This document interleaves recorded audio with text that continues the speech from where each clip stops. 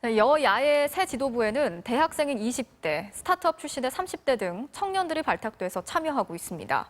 이들이 생각하는 각 당의 혁신 과제 그리고 고민이 뭔지 들어봤습니다.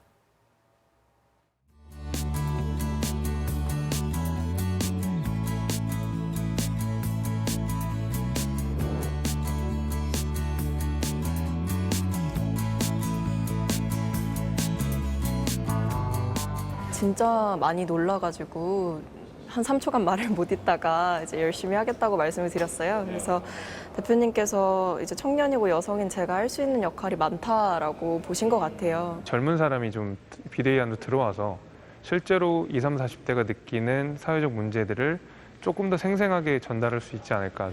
거의 뭐 전권을 위임해서 일을 맡기시는 스타일이기 때문에 저희가 어떤 청년 정치와 관련된 여러 가지 이슈들을 다룰 수 있고 또 그에 대해서 발언권을 충분히 주십니다. 가감 없이 솔직하게 말씀을 드리겠다라고 어떻게 보면 약간 선전포고처럼 말씀을 드렸는데 대표님께서 그렇게 해주시라라고 이제 되려 부탁을 좀 해주셔서 대표님께서도 이게 준비가 좀 돼 있으시구나. 더불어민주당이 20대 지지율이 사실 30대나 40대에 비해서는 좀 낮은 편이잖아요.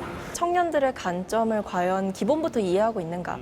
뭐 예를 들어 인천국제공항 사태 때는 청년들에게 인천국제공항이라는 직장이 어떤 의미인가라든지 아니면 취업 준비를 하고 있는 청년들의 현재 현실이 어떠한지 직접적인 공론의 장으로 이제 초대한 적이 있었느냐.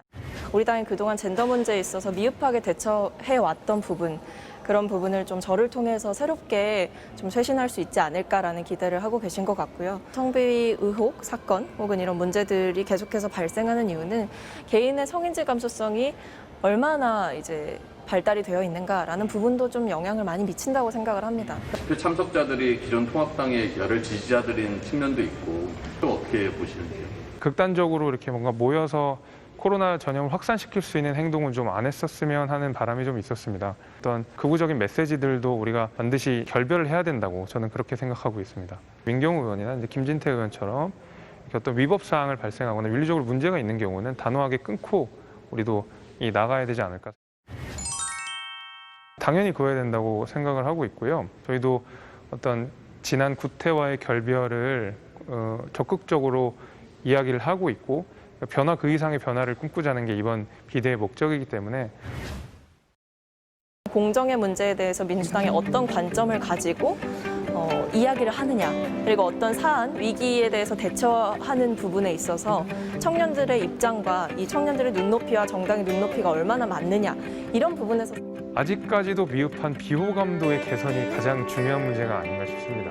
기존에 우리가 국민들께 지탄받았던 여러 가지 어떤 안 좋은 모습들은 적극적으로 결별하고 미래를 향해서 나가야 되지 않을까.